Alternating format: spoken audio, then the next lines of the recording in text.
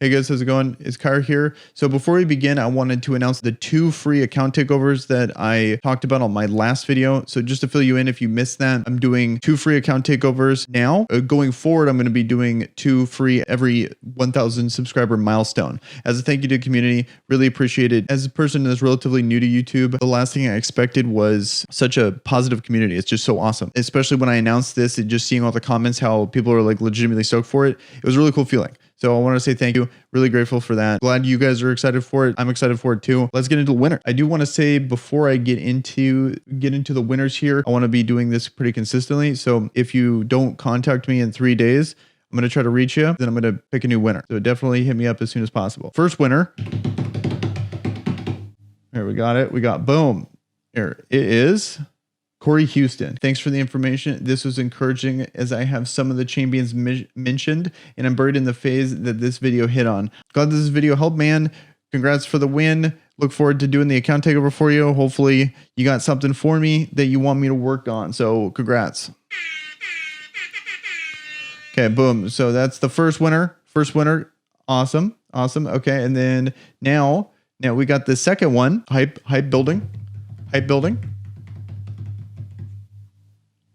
Boom. It is Par Lizard 256. I struggle to get a silver 2 arena and I'm using Kale, Skull Crown, Torment, and Apothecary. Have got some class champs, but am still struggling with content. So that looks like he wants a account takeover. So hopefully, and it looks like we're going to be doing some arena. So congrats on the win. Cool. So we got 2 winners. We got Corey Houston. We got Par Lizard 256. Be sure to hit me up on Discord specifically. That's probably the best way to reach me as fast as possible. I'm going to be trying to proactively reach out to you guys too. Get this set up, improve your account. Well, with that out of the way, let's get into the video. Hey guys, how's it going? It's Kyra here with another Raid Shadow Legends video. And in today's video, I'm going to be talking about the characters I use the most. When I look at other people's accounts or I see other content creators or just friends that play the game, probably my favorite thing to do is to compare what people use, because this game is different than what I'm used to in the sense that no 2 accounts are going to be the same. You can never really guarantee we're going to both pull the same characters. So it's nice to see the different takes people have. So I figured I would share exactly what I do, the characters I gravitate towards. Maybe you could play it to your account. Maybe you've pulled some of these characters and you can see even in a late game scenario that they're still active, and also how I use them personally. I'm going to be covering dungeons, clan boss, and arena. These are going to be the characters I gravitate towards the most still at this phase of the game. So the first thing I want to talk about is dungeons. And the first character I'm going to talk about is actually not a legendary. It is an epic. And the character is Royal here. So Royal, but probably my favorite character, first epic character I pulled. Ended up booking him fully out. At the time, I was like, I don't know if I made the right decision. And it turns out it worked out. Super good character. Actually, the damage really does matter when it comes to his takedown here. So if you're worried about booking him, I would recommend doing it. I use him constantly in dungeons. So what's cool about him is that I use him in every single one of my dungeon runs, all for a speed run. So it's like in Spider, I got 22-second run by using 2 Royal Guards. I use him in Ice Golem as well. I use him in Dragon. And also, weirdly enough, even though he's off typing in Fire Knight, he is actually pretty good at taking down the waves in the beginning. And then if you get lucky with your timing on the final boss for the shield, he does good damage if you don't get unlucky with his off typing hit. And then his A3 is a multi-hit. So it kind of works out. Even though he's off typing, it kind of works out. So he ends up being useful in every single dungeon, use him consistently. Affinity dungeons too. He's great. He's just overall, I think a lot of people have talked about him. It's just cool that an epic character like him is so good this far into the game. I pulled him essentially almost day 1 and I still use him almost a year later, which I think is really cool. And then not only do I use 1, I use 2. And like a lot of people use multiple. Like I've seen some people even have 3 to 4 fully maxed Royal Guards. So very cool character. Hopefully you guys pull him. And the next character on the list is a legendary. By far, I use Royal Guard that much. Ended up using 2 of them consistently through all my dungeons. Obviously don't use them in arena. Obviously don't use them in clan boss. Character I use pretty consistently in a lot of other areas too is Venus. So Venus is going to be in all the dungeon runs with Royal Guard, applying the defense down weaken on her A2, which is just an amazing debuff. It just game-changing ability. Having those two combined, especially with it being on a void character, makes it to where I only have to worry about the accuracy check, which is awesome. Even when it does damage, she has poisons on her A1. She has HP burn. So what's really cool about the HP burn on here is that even if my spider run, like if she gets resisted on the either the defense portion or the weakened portion, she can clean up with the HP burn on the spiderlings. So regardless of what happens in my run, it makes it 100% win rate. So obviously Venus, even on paper, she's just such a good character, but she fits into literally every single one of my teams. Probably the only dungeon I don't use her on, I use someone else in, is going to be Ice Golem. I end up using Madame Ceres in Ice Golem because the attack down is just so much more important than just a little bit extra damage out of the weekend. And it used to be too, before they fixed the AI, that she just wouldn't do her A2 on the final boss unless the two side people were dead. And then in Clan Boss, she's right there. I want to say just below Dracomorph in how good she is in Clan Boss. So obviously the second I got her, I put her in Clan Boss and she stayed there and probably going to stay there for quite a while. Okay. So we got Royal Guard, we got Venus. So we're still for dungeons, even though Venus kind of branched out to Clan Boss too. When it comes to my dungeons, this is my core team of 4 is going to be 2 Royal Guards, Venus, and Kymar, essentially used in almost everything. So all the affinity dungeons, all the dungeons except I don't use him in Fire Knight. That's probably the only one where I do not use him is Fire Knight. And then I also have taken Royal Guard out of my Fire Knight team. It's just I wanted to bring up that he is useful there too. I do want to say with the caveat of you need to have someone that can res if you're ever going to consider taking someone like that into Fire Knight, or he's just going to die and be completely useless for your team. It's more for like speed running and stuff like that. But Kymar, great character. I thought for sure, like his stats don't matter. As you can see, like the only thing I care about is having him just fast enough to use his A3 here. Like I used to use him in arena. He is actually my first legendary. So looking at his kit, I thought he was going to be, amazing arena character. Having a cleanse on the A2 is one of the absolute best abilities possible for arena, in my opinion, especially nowadays with all the block debuffs, buffs, and all this stuff like that Seafeed puts on, and even what's his name, Smash Lord can put on. And so having that cleanse is great, but he actually gravitated more towards a dungeon character, at least for me. I do see a lot of Kymars, you got the really good speed lead here, but for dungeons, he's fantastic in enabling speed runs from other characters that do like those nukes like Cold Hearts or Royal Guard. So a great character to use in your team if you really want to push your times on those dungeons. So that's where I use Kymar. He's in a lot of my dungeon runs, but he's kind of relegated to this character that literally just spams his A3. Don't really use him too much. I do like to have him at 100% crit rate. If I really cared about gearing him, I like him at 100% crit rate to get that little extra bit out of the speedruns, especially when it comes to a dragon, because he places a poison on his A1 here when he crits. So having that poison actually does a decent amount of damage, and he goes a couple times when I'm on the dragon. So I do like to have him at 100% crit rate. I also do like to have him in stun gear when I take him in to faction wars. So I think you can go a couple ways with him. He does do a decent amount of damage. His kit really lends himself for a utility based character. So having that kind of tanky fast version of him is kind of a bummer that I use him in my dungeons. I can't really gear him for like a stun set or a sleep set because I can't get him fast enough. Because I'm limiting myself to being slower than the 2 Royal Guards. Because you got her, she's at 180 or what is this? Yeah, 180, and then the Royal Guards are at 178, so he needs to be slower than them, which is not fast enough for someone that does like AoE stuns on his A1. Differences in my team are going to be Fire Knight. Fire Knight has a massive, like a couple characters that are probably never going to leave in my Fire Knight team is going to be Cold Heart. So Cold Heart, 100%, obviously a very good character. Literally, if you could design a kit to beat Fire Knight, I'd probably pick something like this. You got the attacks 4 times on A1, and then all the big thing is 100% heal reduction too. So not only do you have the 4 times hit that can take care of the shield easy, but you're also applying a heal reduction. And then you have a 100% turn meter decrease with a massive nuke. So it's just obviously a great character for Fire Knight. I've been using her ever since I got her. I actually, kind of a weird thing, I ended up pulling, like, she was so rare for my account. I pulled a decent amount of void shards, and I pulled a second arbiter, I pulled an Agnar, and I pulled a Venus all before I pulled a rare. So I actually, that was kind of funny. Like, that's how rare she is for me. I'd probably use two. I'd almost definitely use two if I had to, but I've only pulled one.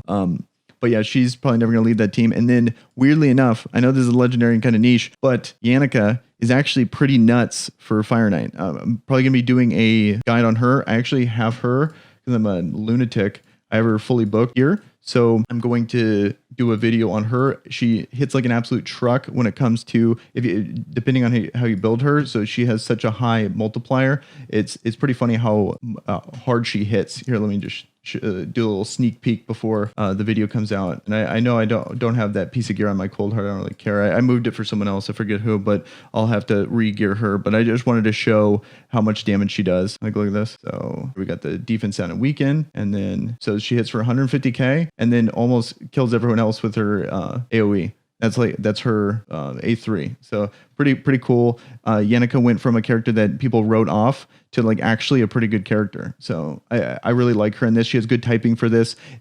So she's doing really well here in clearing the waves, but then she also does pretty good against the boss too, because she hits hard on her single target. Not nearly as hard as like a cold heart or something, but then she has multiple hits. So, because what she'll do is she'll do her A2 and then go again and then hit twice on her A1. So like she actually has multi hits. So she's doing really good AoE damage, and she's doing multi hit for the shield. So here we go. Like, look, that was just her normal A1. So she had her A2 that hit for 150k, and then that was just her A1 that was doing the AoE. Applies the leech too. So, and that's even, I didn't even bring up the leech part where she can provide a little bit of utility for the rest of your team while hitting like a truck. So I thought that was pretty cool. And then, so those are my main changes for dungeons, but overall I have a core team of 4 of Kymar, 2 Royal Guards, and Venus. And then for clan boss, the characters I've been using are, I don't, kind of a bummer thing about having a clan that's pretty focused on the end game is that my clan opens at 2 a.m. If I wake up at 6 a.m., it's already probably at like 14%. So I don't have an actual run to show you. But the team I've been using for a while now is going to be Tyrell. Where is he? I just replaced him. So I've been using Tyrell forever. I just replaced him with Sentinel here. I like her because I like having the attack down and the defense up. I'm going to give her a shot. I want to see the differences there. I can't really report on exactly how much better she is, but having the defense up is going to be a game changer. And then next character on the list that is been on my clan boss team ever since I got her is Valkyrie. She was actually probably one of my most used and most relied on characters because I pulled her early, and she, especially when I wasn't speed farming everything, I used her literally for every single dungeon. She carried me through Dragon when I didn't have good gear. She carried me through Spider. She carried me through Fire Knight. So like she was just absolutely incredible. She boosted my damage on clan boss a ton. So obviously she's by far like probably one of the best characters in the game. So of course she's going to be good and do that for your account. But I used her a ton. Weirdly enough though, I almost rarely use her. I literally only use her for clan boss now. So I don't need the survivability anymore. So I've been using her less and less. She's still just as good, but I would prefer to run my dungeons quicker because I don't need all that survivability. It's just kind of an interesting to bring up because I see stuff like that. That's how accounts change. Like you're going to start to value things differently as your gear gets better, as your characters get better, stuff like that. So she's definitely a staple for my clan boss team. And then I've already mentioned Venus. She's fantastic. Then lastly, I've been using Occult Brawler. The Occult Brawler has been my main poisoner. It first started as a Kale, then it went to a Aothar. Then after Aothar, I went to Occult Brawler, and then I haven't really pulled you can't get much better than Occult Brawler here. So Frozen Banshee just came out. I might give her a shot. I might even give a shot to like Sandslash Survivor and then just use Venus as my sole poisoner. I have a couple options here, but Occult Brawler's been an absolute staple of my team ever since I pulled him. He's an amazing poisoner. Don't need him booked. I got lucky as I was booking him and then let him just not book this part of it because it just happened. The RNG hit just right to where I got this. And I was able to just put just enough books to keep the cooldown because you don't want the cooldown going off as much as possible during the run because he does way more damage with his A1 and his passive. So that's why I kept him that way. So that's my main clan boss team. So we got dungeon runs, clan boss, and now let's talk about my arena team. So arena, absolute staple ever since I pulled her is Arbiter. I think she's, obvious. Everyone knows just how good Arbiter is. She's fantastic. I have her in just as much speed as possible. But the big thing is Tormund came out. So I actually don't use Tormund that much on offense. I think he's really annoying on defense, but I personally don't use him on offense that often. Sometimes I do. If they have like a double speed booster, I'll do that, and it's pretty much a free win. But overall, I usually don't, unless I'm like significantly slower than them. The main thing I do is I have Arbiter, and then the other characters I have with her, I always put in immunity gear because I like to, like when I'm really trying for arena. Right now, I'm just going for like quick speed farms. What I really like to do is have immunity gear so I can max her out on speed, put all my speed into her, and then have my best immunity gear on everyone else so I don't have to worry about Tormund's freeze. Or if I just don't really care because those matches are really boring and take forever, and I just want to farm medals, I'll just dodge Tormund's and then focus on a team that is all about just killing people as quickly as possible. Absolute ton in arena that my go-to is going to be Agnar. And I think that he's incredible. He's a void character that has AoE provoke, and I just love that ability. I just love AoE provoke it, especially if you can get him pretty like as close to as fast as possible as your own Arbiter or whatever your speed booster is, because it's really nice to be able to go Arbiter, and then I'll use Agnar, and then he provokes everyone, so then they just lose a turn. But the cool thing about him, I do want to say before I get into him, is that he's very similar to Molly. And I wasn't playing. I was taking a break during the fusion, so I didn't get her. I just pulled her recently, but very good character is Molly, very similar to him. So if you're looking for an AoE provoke for arena, definitely don't sleep on Molly. I think a great character. I think her kit lends herself. She needs to be booked way more than Agnar does, but just because like the cooldowns here, you get really good abilities there. You get the revive here. She's very close to as good as Agnar. Cool thing about Agnar is he's more reliable because he can keep applying it. Like he's very proactive in applying the provoke, which is great. Whereas with Molly, you got to get lucky to get the 2x or the 2-turn provoke. And then another cool thing is that he has the reflect damage. He's just a really good counter to Rhodos. Like there's videos on my channel you can see Rhodos is killing themselves against Agnar, and I just think that's hilarious and actually useful. Like besides just being pretty funny. So I just have him as fast as possible, immunity gear as I can, and then hopefully I can, glyph it up. I need to really focus on faction wars and get that faster so I can, start beating people to the punch in matches.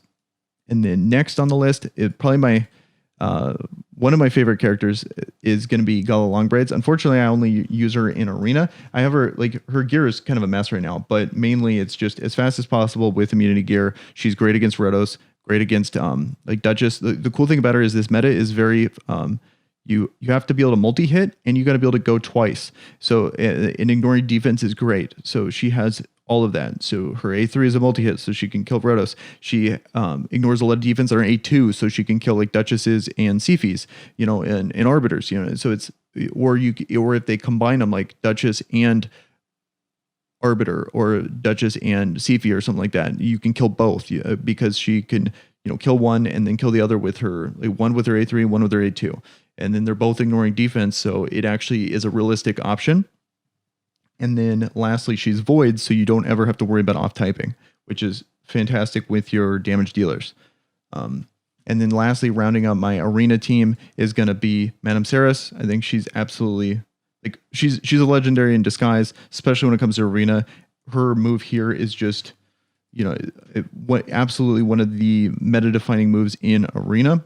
Then she also has this move here too, which is, don't sleep on this move. This move's great. Sometimes you'll see a whole bunch of buffs. Just do this move. This move's actually really good if you want to start off the match because you have a chance to take their move and you give them True Fear. It's really good. Then they might apply their stuff and then you can go back and then cleanse them all off. But you really, it's just fantastic. And then lastly, this A1 is also good too.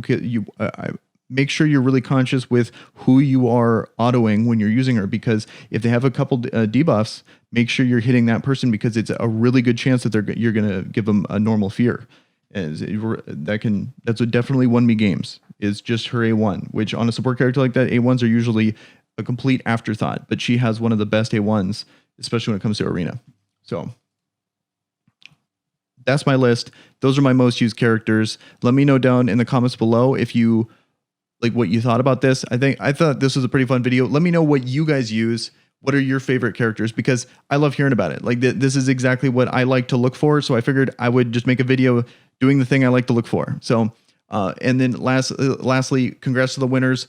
I'll be reaching out to you. Just want to remind you guys of that, and look forward to more account takeovers in the future. So peace.